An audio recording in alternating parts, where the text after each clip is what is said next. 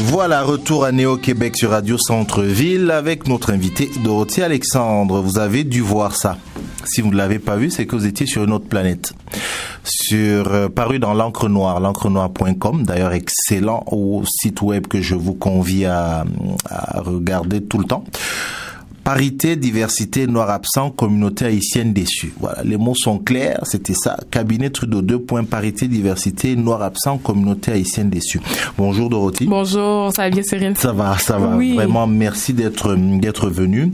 Je ne pouvais ne pas passer à côté de ce papier, mais surtout en savoir un peu plus parce que ça fait, disons les choses, ça fait boum. C'est un point de vue apparemment qui semblait toucher beaucoup de monde. Alors je vais poser la question de but en blanc avant de rentrer un peu dans le fond de l'article. Qu'est-ce que vous n'aimez pas dans le cabinet Trudeau? Je vous dirais pas qu'est-ce que je n'aime pas parce que lorsque j'ai écrit cet article-là, mon objectif était de voir le tout d'un côté positif. Je dirais, c'est sûr qu'il y a un manque de représentativité des Noirs, c'est décrié partout à travers le pays, d'un océan à l'autre. Et je ne sais pas, vous êtes journaliste comme moi, ça fait longtemps que vous suivez l'actualité, je ne me rappelle pas du dernier débat qui a interpellé autant de gens de la communauté noire, toutes origines confondues d'un océan à l'autre. Donc, je dirais, de ce côté-là, je n'ai pas nécessairement quelque chose que je n'aime pas parce que oui, il y a manque de représentativité, mais voilà le point de mon article, c'est pourquoi y a-t-il un manque de représentativité et quelle est notre part de responsabilité. C'est un peu le message que je lance parce que on peut rentrer dans le vif du sujet. La politique, il y a des jeux de coulisses comme partout. C'est-à-dire qu'il y a des gens qui placent leurs pions et en plaçant leurs pions, bien sûr, ils veulent aller chercher une part du gâteau, si on peut dire ainsi. Donc, parlons des ministères. Oui. Nous, au niveau de la communauté noire, il y a beaucoup de choses qui nous font mal. Oui, c'est vrai, nous sommes impliqués, c'est-à-dire que nous sommes bénévoles, etc. Mais est-ce assez? Où est le nerf de la guerre? Le nerf de la guerre, c'est le financement. Donc, maintenant, ceci étant dit, lorsqu'on a des députés qui sont issus de la communauté noire, et là, je dis vraiment en général, d'origine haïtienne, du continent africain, peu importe, est-ce que vous êtes porté en tant que citoyen de dire, même si je ne le connais pas, je vais aller le soutenir, je vais aller faire des dons, je vais aller faire du porte-à-porte, parce qu'à la fin de la journée, c'est exactement ce qui se passe. Les chefs des partis politiques regardent qui sont les gens, qui sont les députés, les futurs députés ou les candidats qui ont un plus grand levier. Et on a pu voir le résultat cette année avec la communauté indienne, la communauté sikh, voilà. Parce que dans un cabinet de 30 ministres, il y a 4 sikhs. Donc 4 sikhs, on peut faire le calcul. Donc vraiment, on voit que dans une seule communauté a réussi à obtenir autant de portefeuilles et ce sont d'importants portefeuilles. C'est ça qui est important aussi à comprendre. Ça, tout à fait. Donc, entre autres, on a celui qui est rendu notre ministre de la Défense. De la Défense, voilà. Donc, monsieur ministre de la Défense, lui, c'est un homme, je cherche son nom justement. Oui, moi, j'ai un peu du mal. Il faut le lire, en fait. Oui, il faut le lire. Donc, son nom, c'est Arjit Singh Sajjan. Oui. Et ce qui est important de comprendre, c'est que lui, c'est un ministre de la Défense nationale, mais pas n'importe quel ministre. Excusez-moi l'expression, il y a un titre, il y a un article sur Internet qui dit « Vous ne savez pas comment badass he is. You don't know how badass our minister is. » Oui, tout à fait, j'ai vu cet article, oui. Parce qu'il a été 3 fois déployé en Afghanistan. C'est le premier Sikh qui a dirigé un régiment de l'armée canadienne. Donc, c'est quelqu'un qui a vraiment une expérience présente. Et également, aux États-Unis, il est la personne qui est très respecté au niveau de son intelligence tactique. Donc, il y a vraiment beaucoup d'Américains qui ont salué, au niveau de l'armée américaine, qui ont salué son travail. Donc, c'est la bonne personne au bon poste. Voilà, exactement. C'est sûr, quand on regarde tous les profils des autres candidats ou des autres ministres. Pas ironiquement, me voyez, je ne sais pas si c'est déjà arrivé, mais quand on va sur le site India.com a parlé entre autres de ce nouveau cabinet parce qu'il y a 4 Indiens, comme je disais, et il y a d'autres personnes dont on ne parlera pas nécessairement, mais qui ont aussi de très beaux profils, dont un autre qui a été emprisonné, qui avait été accusé injustement de terrorisme, et lui, de son côté, il a été relâché, il est maintenant ministre. Dorothée, permettez-moi, je veux qu'on se concentre sur la communauté noire. Oui, allez-y. Vous dites dans votre article, je cite, reste à savoir également si les membres issus des communautés culturelles poursuivront leur lutte en s'impliquant activement, en faisant partie intégrante de la solution, en frappant avec acharnement aux portes qui leur sont encore fermées, afin de créer les opportunités qui feront d'eux des leaders aptes à leur tour de déplacer les pions sur l'échiquier culturel, social et politique. Vous êtes journaliste, vous observez, vous analysez, et voilà, vous dites ce que vous venez de dire. Le problème est qu'aujourd'hui, aux journalistes que nous sommes, on nous demande aussi d'être plus ou moins acteurs, de donner des solutions. Comment on fait? Comment on fait pour appliquer cela? Oui. Donc, premièrement, en tant que journaliste, je pense, ou en tant que citoyen. En tant que citoyen, vous êtes journaliste, mais vous êtes aussi connu pour votre engagement. Oui. Donc, comment on fait, c'est qu'il faut se tenir au courant de ce qui se passe dans notre ville, dans notre province, dans notre pays, au niveau de toutes les initiatives qui ont une implication directe, une conséquence directe sur nos vies. Souvent, ce sont des sujets qui ne sont pas le fun. Lorsqu'on dit la ville de Montréal fait une consultation publique sur X, Y, Z, c'est pas la nouvelle qui va avoir le plus de retweets sur Twitter et le plus de likes sur Facebook, mais c'est la nouvelle qui risque d'avoir le plus d'impact. Je vais vous donner un exemple. Justement, j'ai une collègue, une amie que je connais qui travaille présentement sur un dossier d'une consultation publique qui va avoir lieu bientôt concernant l'énergie fossile. Donc, c'est au niveau de l'environnement. Les gens du plateau sont très intéressés. Ils y vont en grand nombre. Mais si les autres gens des autres quartiers n'y vont pas, après ça, on va se plaindre en disant, mais là, ça a été fait pour répondre aux besoins des gens du plateau. Donc, je pense que l'important, c'est de s'impliquer dans des dossiers où est-ce qu'on se dit, même si je ne comprends pas, je vais aller chercher l'information. Et nous, en tant que journalistes, notre rôle, c'est de porter lumière sur ces sujets-là qui peut-être dans les médias mainstream ne sont pas abordés pour toucher la communauté noire ou les gens issus de la diversité culturelle, pour justement susciter cet intérêt. Et c'est un peu ce que j'ai voulu faire avec ce papier. Donc, je pense que c'est important. Je vais vous donner un exemple. Moi, je suis journaliste. Je détestais la politique. Mais quand je suis... Non. Oui, je détestais la politique. J'écoutais même pas on a du mal à y croire. On a du mal à y croire. Mais un jour, je me suis réveillée, j'ai dit, mais si je suis journaliste et que je veux comprendre le monde dans lequel je vis, je n'ai pas le choix de m'y mettre et d'apprendre parce que ça a un impact direct sur ma vie, sur la vie de ma fille qui a 7 mois et sur la vie des générations à venir. Donc, c'est comme ça, je pense qu'il faut vraiment s'impliquer à tous les niveaux. Vous venez de parler de ça, de l'implication. Il y a d'autres qui vont vous dire, Dorothy, que la communauté noire ou les membres, certains membres dans la communauté noire s'impliquent énormément. Ils sont dans les conseils d'école, ils sont dans tout ce qui est exécutif municipaux, ils sont dans des conseils d'administration d'organismes et tout, mais ils sont dans les partis politiques.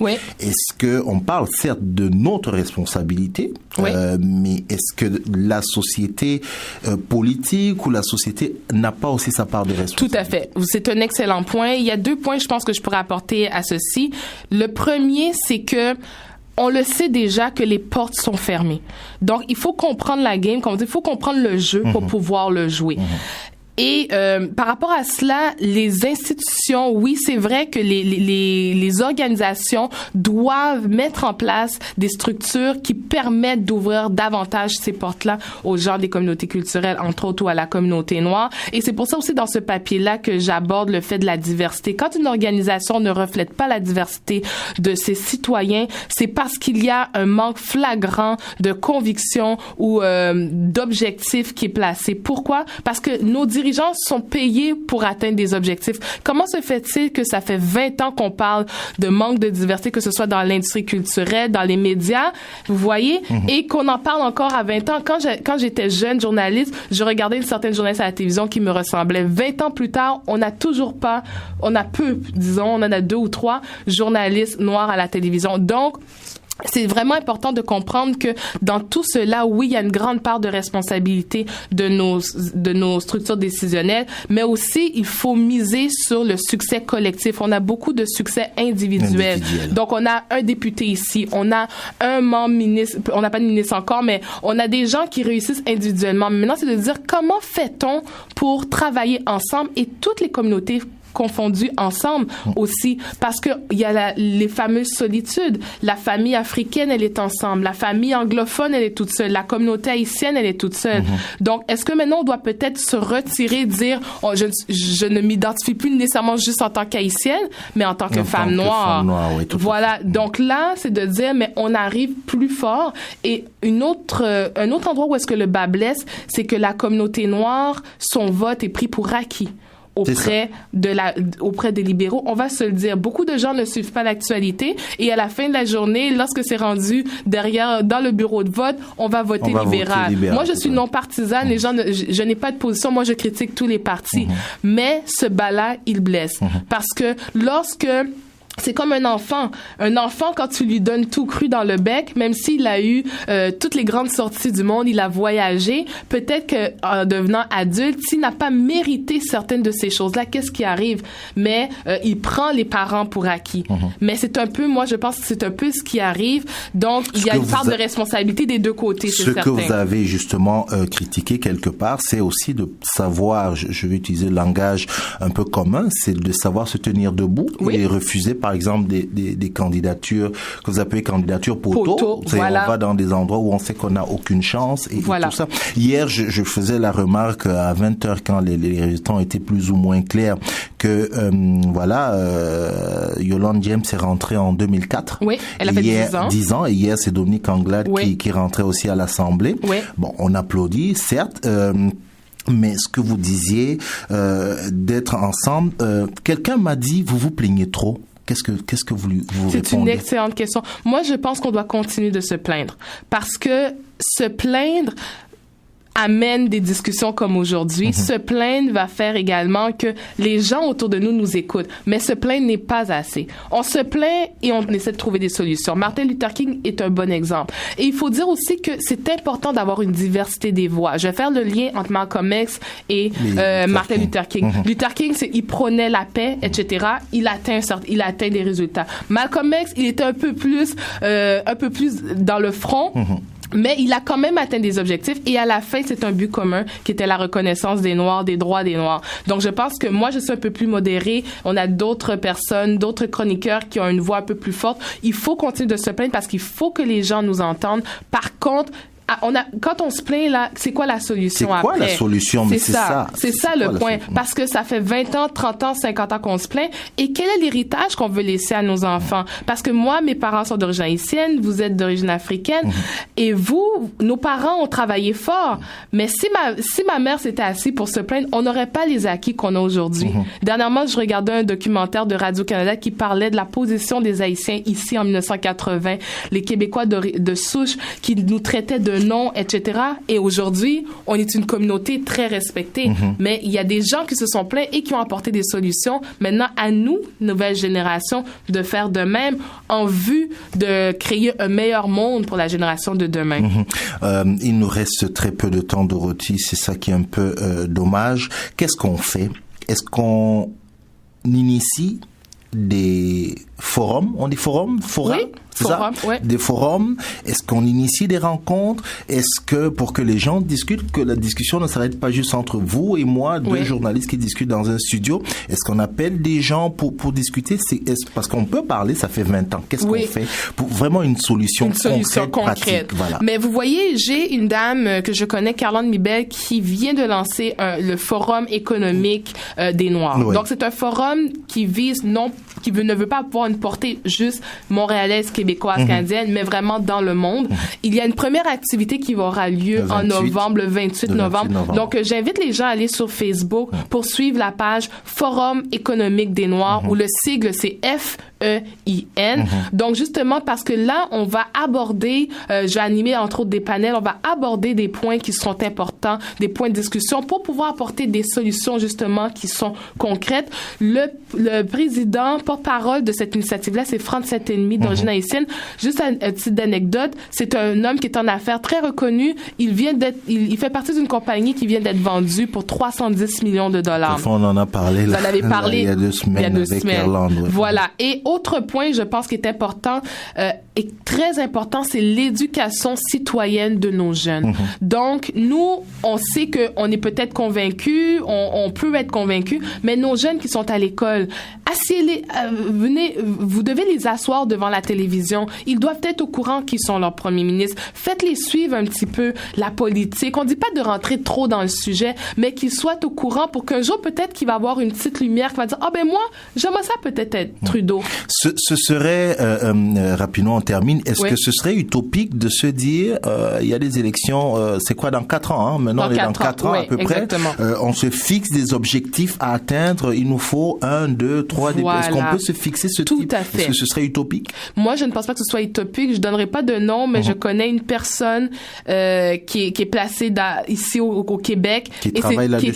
Pas qui travaille là-dessus, mais que lui, c'est exactement comme ça. Il a un groupe de gens derrière lui qui ont cru en lui. Ils ont dit, lui, c'est notre politicien, et qui ont mis en place des stratégies à long terme. C'est-à-dire qu'il a commencé au niveau municipal, etc., etc. Donc, moi, j'y crois. Je pense que si on cible des gens dans notre communauté qui ont une force, mais c'est de dire, on investit en ces gens-là. Et s'il y en a d'autres qui veulent, mais aller chercher les ressources pour pouvoir être en mesure, d'accéder un jour. Mais je pense que ce qui est important, c'est de dire oui, il y a un grand manque, et je suis la première à dire oui, il y a un manque de diversité au niveau de la communauté noire, mais la diversité en général est quand même grande gagnante dans ce cabinet Trudeau.